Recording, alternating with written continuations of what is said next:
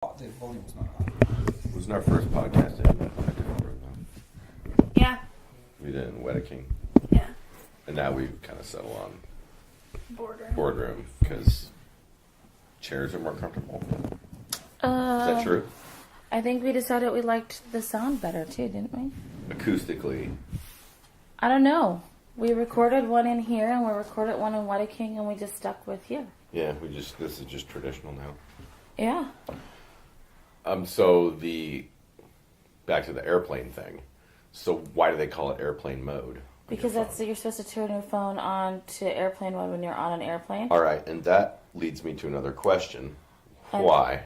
Why? Well, back in my vast days of being an airline specialist, which has never existed, I don't know why. But I actually know someone I can ask.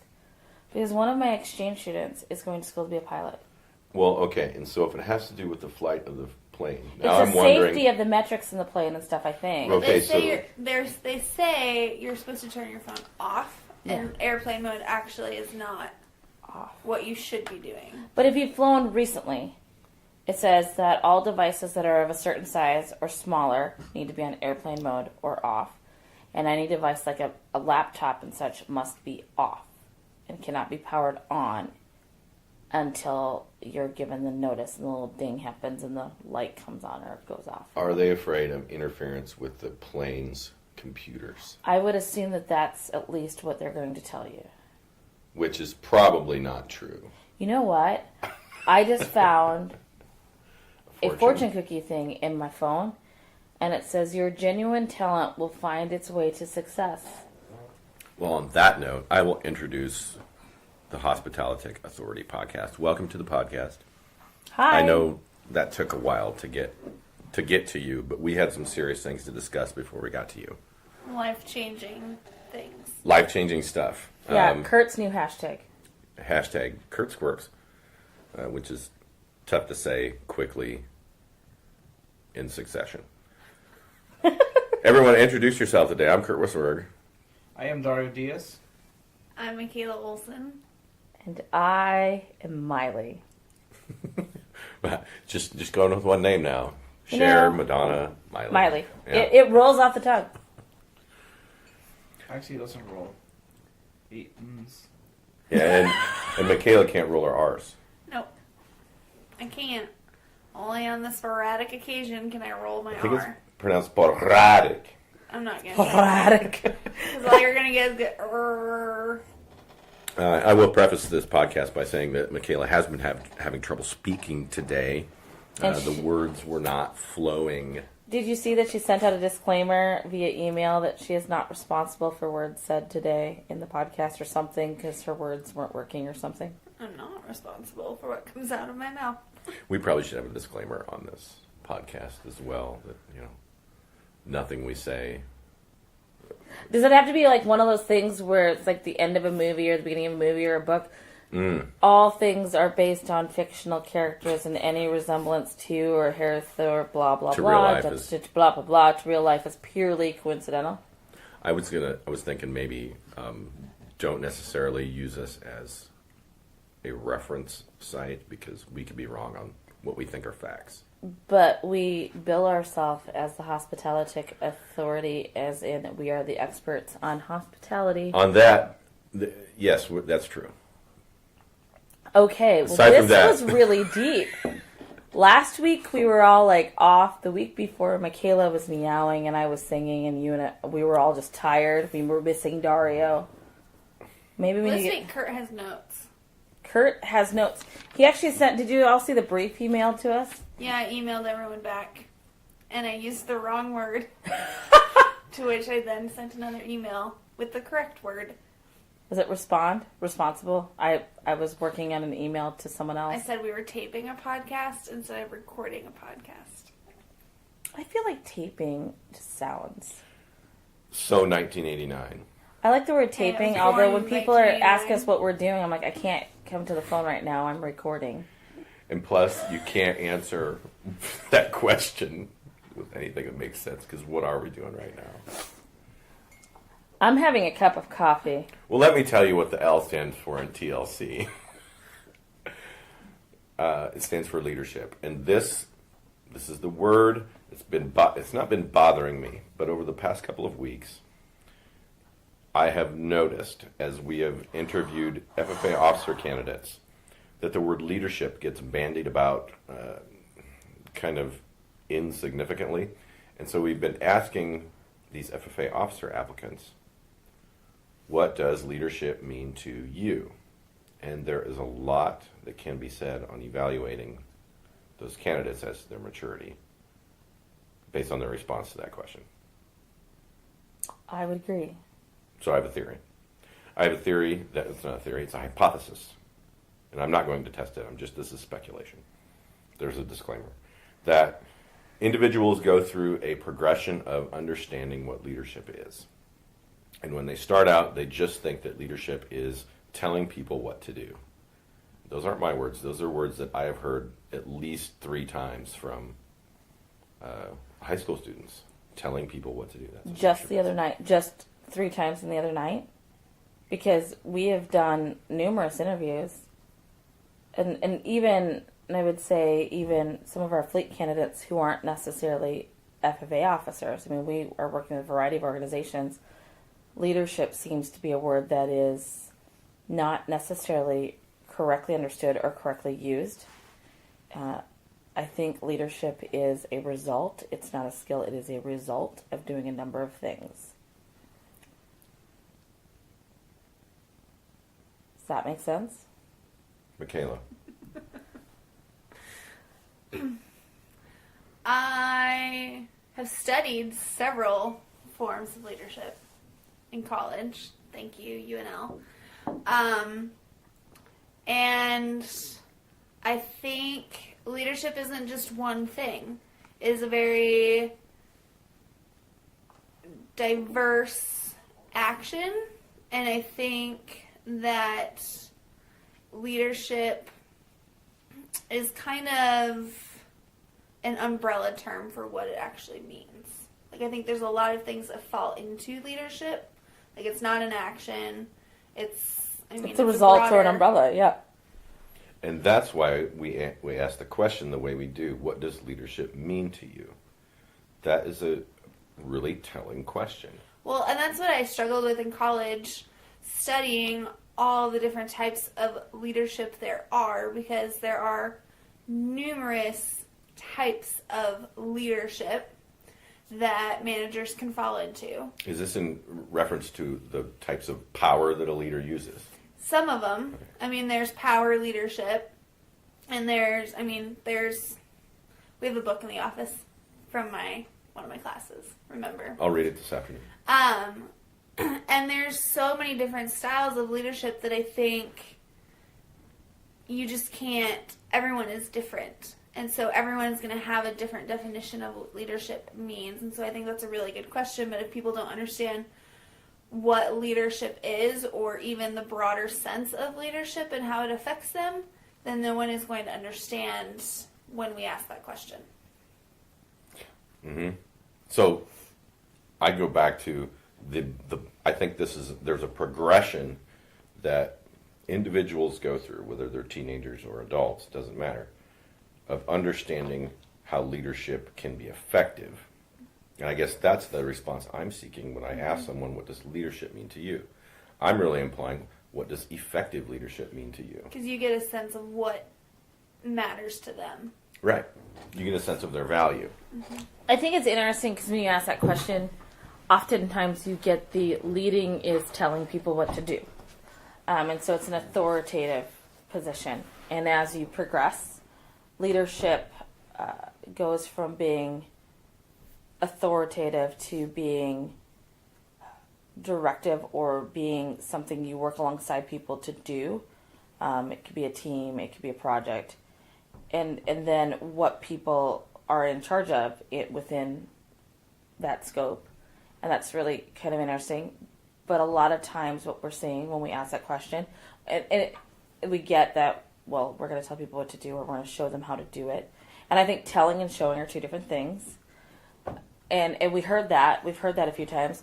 What I always find very interesting is when you ask that question, and I've heard you ask that question a couple of times in the last couple of weeks, and I know that Michaela and I sat in an interview where that was asked of students. It's really interesting to see like the split in difference, and it's probably maturity.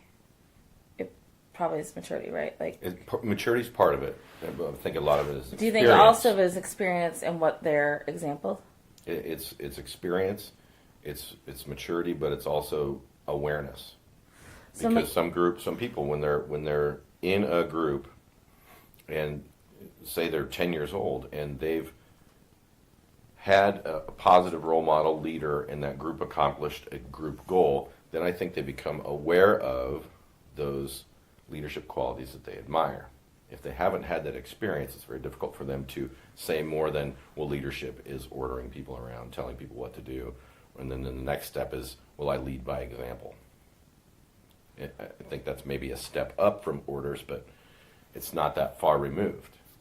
So Michaela asks a question in some of the student interviews that we've been in, and it is, what is an issue you see in your organization, and how do you plan to approach it? Like, how do you plan to fix it? Yeah. The what's wrong. The what's question. wrong. Yeah. And the variety of answers that she gets and how they answer it is oftentimes a stark difference from how they answer leadership. One of the questions I've seen you ask is, what role do you see? And whether they define it as an office or they define it as skills that they're bringing forward to an action. Well, one of the questions I like to ask is, should you not be elected, how do you intend to serve your chapter? The plan B. The plan B. And between those three questions, a lot of times you get to really see what maybe they don't understand they possess. And that's been really fascinating. And in that you also get to see if they understand things like we and I and us or me, and the deflection or reflection on successes and failures and what part they own in that. I think you also see, especially in Kurt's question of what role do you see yourself, I think you get a sense of the maturity of the candidates and their understanding of what you're asking, and then thinking outside of the box. Because how many times do we get, I want Sentinel, I want this, like, I want this to is be the president. role. Yeah. Right, and really, like, I think we are looking for, I plan to be a role model, I plan to be involved, I plan to seek out younger members, things like that, like what you're actually doing, what you're actively going to be doing, not a title. Action oriented instead of title oriented. Right, and so I think those candidates, when we've had candidates answer it that way, action oriented, we see a different side of them. We get like a better result of understanding these candidates as well.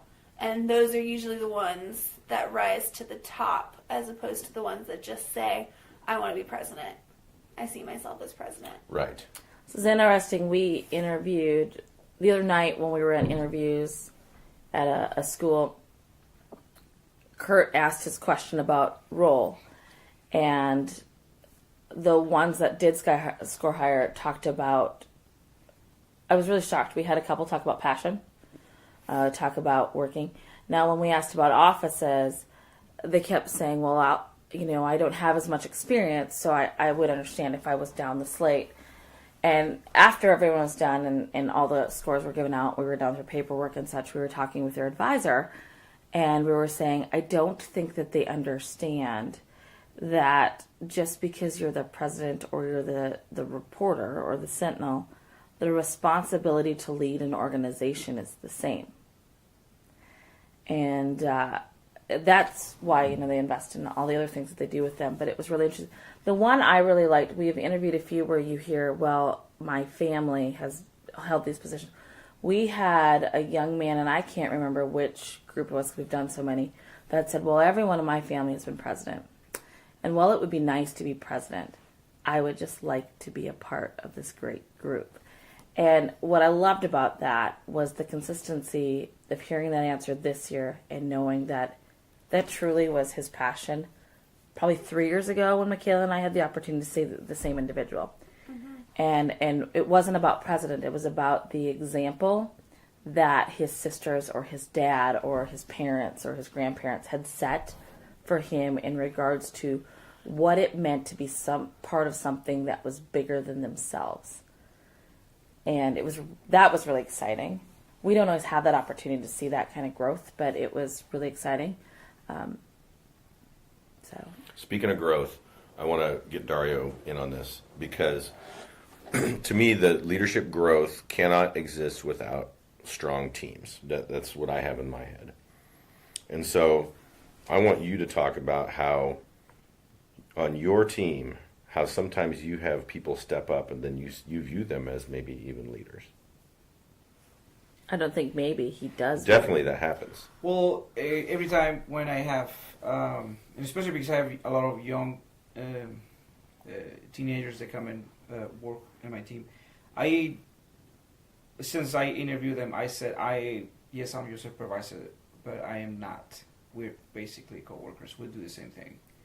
We'll be doing the same things. So, and there's a point when you have to take, the lead and do things by yourself, and you're gonna have to you have to own not the position, but you own what you do. And I think it's just give them their place and make them know that they are not just an employee. Because that always happens. If they work in a fast food restaurant, they will get this. They will get, you just the new one, or you are just the teenager. You get the bathrooms, you get the floors, and hurry up. And he is like, I'm not going to do that to you. I'm not going to be that kind of leader that I'm going to make you do for example, the floors or the bathrooms all the time. Because I'm going to help you at some point to clean the bathrooms. So I think that kind of makes them understand that, I don't know, I try and I don't work on it, but because it's not my, not my job to make them understand that being the leader is not about who gives the orders or who leaves the list or who tells me what to do. But there's a point when they need to know what things they need to get done. And is that applying to be a good leader, or they just being part of the leadership that we all are, the umbrella, like Michaela said, that we all part of. So some of them, work really good. Some of them I will see, this guy's, even though I will never think, he is a leader. There's like those kids that are like ready to go and conquer the world. I never seen kids like that. That work for me, but there is kids that are like definitely taking the role of. I want to ask you about that, but by the end of the summer, we're gonna go through some really busy days and some quick turnarounds, right? Even before that, Dario's gone for 2 weeks.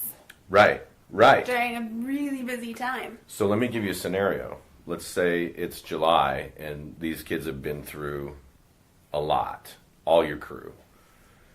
And we get a surprise meeting or something, and you're not available. Are you going to have in your head somebody that's kind of stepped up? Like you can call them and say, hey, I need you to go set up this meeting room. I know you want to say that you hope any of them could do it, but do you think that there will be a couple people that shine? They will do it better, yes. I will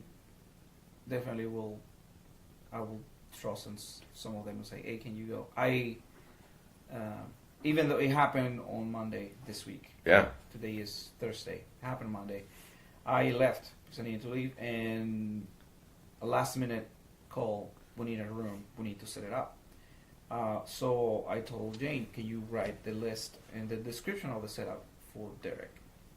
And Derek is a junior in high school, and he is a good worker. He hasn't been involved in setups that much, but I'm like, I'm sure he can do it.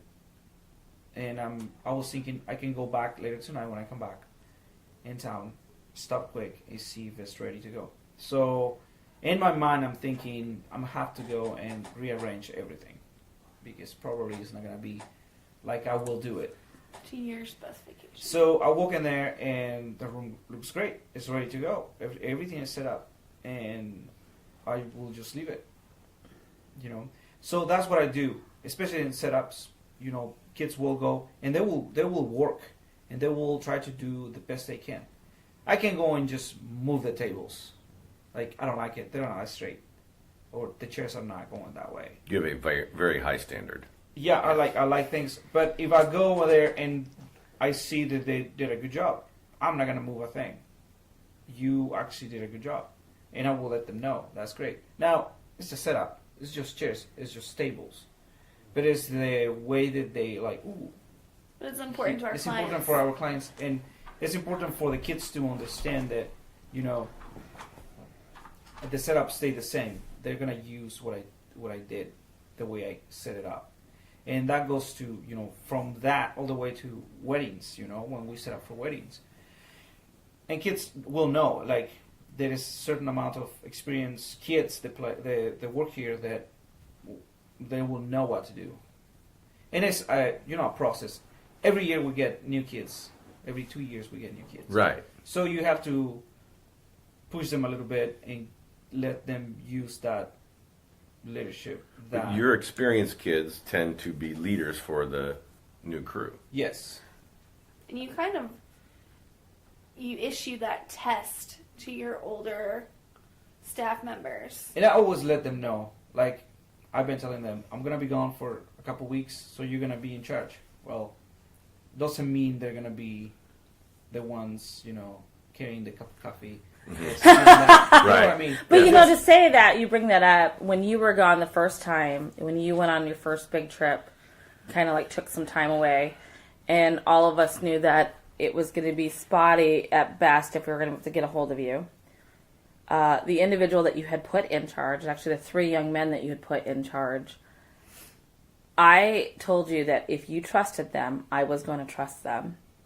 And then we both said if all heck fails, we'll call John, and John will try to do something. What I loved about that, and what was so affirming about having Dara as a manager and as a teammate, was that he knew what was expected from my purview, what was expected from the client's purview, and what was expected from the staff and the team. And those boys knocked it out of the park. And there was one day where an issue it was just infuriating. This poor kid could not figure it out. And, but he didn't give up. And by the time John did get there, Josh was on the right path. And he had another 20 minutes, he would have gotten to the exact answer. But John took him to a lot faster. But what's so neat about that is these kids come in without some of that knowledge and without that understanding. And Dara has taught them or shown them an example to them enough for them to be like, okay, well, I'm going to get the book out and a screwdriver and I'm going to figure this out. And it's exciting. I love that. It's pretty cool when we can go that route. So, but I think we're starting to see that in our whole team, and I think that Dara has led that by example. But you know, on the meeting on Monday that came up, there used to be a time that when those would come up, there would be one person who was happy to do it, and the rest of us were just trying to make it work because there would be other people who didn't think it was important. And I think we're now at a point where we have set the leadership bar in our company at a certain point, and an expectation at a certain point, and we all understand the importance of what we do and how we serve people, and that whenever those last-minute calls come in or those well-planned calls come in, we're trained enough and we're planned enough and we're excited enough that those are great opportunities. And I love that too. So I want to wrap this into a nice little package here that will make sense to everyone. The original conversation started with the progression of understanding what leaders are. and what leaders do and what leadership is. And my hypothesis, the progression ends at when someone recognizes that leadership is about a team achieving a goal. And I think what Dario illustrated in his description really supports that hypothesis, because it's not about who is in charge, who's giving the orders, or who's taking the orders. It's about there is a goal that a group needs to achieve, whether it's setting up a room or what, doesn't matter. Leading a chapter. Or, leading an FFA chapter or whatever, and it doesn't matter what your title is. The leadership is about achieving that shared vision, that shared goal. And I hope that there are some FFA members that can maybe even listen to this and think about whether it's more important to be a part of an FFA chapter achieving a goal, or it's more important to be the FFA president. And I think you take it one step further. Is it more important to be a part of an organization or a team? Or is it more important to have the title to lead it or be the captain? Exactly. Because we see that in a lot of places. Now, Titles really don't matter. No. I mean, they do when I have to sign bank paperwork, or we have to. In all reality, if you want to be a true leader, if you want to embody leadership, a title does not matter. It does not matter if you are CEO. It does not matter if you are the janitor. You are all working together for a common goal to, succeed as an organization or as a company or whatever it is. It does not matter whether you are the highest up or the lowest on the food chain. And in here, we do a great job of exempling that, because Dario can answer the phone, and Dario's really good at sales pitches. But he'll also clean the toilets, and he'll show us how to clean the pool. Michaela can do all of that as well. You haven't quite got the pool experience yet, Kurt, but you will. But you're fearless in stepping into the kitchen, even though you don't know all the things. You'll figure it out, and you're always willing to help, right? Always. 100%. And I love making beds, so whenever I'm asked in housekeeping, I'm there. But I like working with other people. I'm going to turn the table on you, Mr. Wissenberg. Mm-hmm. We have talked a lot about the progression of leadership, and I'm sure we're going to hit on this topic in varieties or variations of this topic. And you said that you hope that there are individuals listening that they might understand. But we're not to turn this into a commercial, but I'm totally going to. We have expanded some things. Actually, I think we've done a number of these things in a variety of ways over the years, but we have really targeted and expanded something. What are some ways people might be able to utilize the Leadership Center in improving their teams? Oh yeah, if you want to dive into my brain, talk about leadership, which is a little scary. Our curriculum offerings this summer: D4LC Explore, 2-day conference, teenagers. Basically from going into grade 7 on into grade 12. Or if they've just graduated. Or if you've just graduated, they could come to. Great conference. I've attended it as an attendee, and I've brought students to it. Team building, the D4LC MAPS program. If you've got a group, whether it's youth or adults, it's retreat style, but we don't really like that word.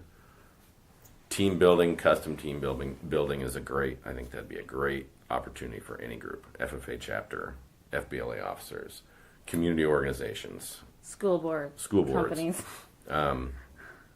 Those are great. And then the other one which I really like is Fleet, and that's basically interviewing skills. Coaching. Yeah.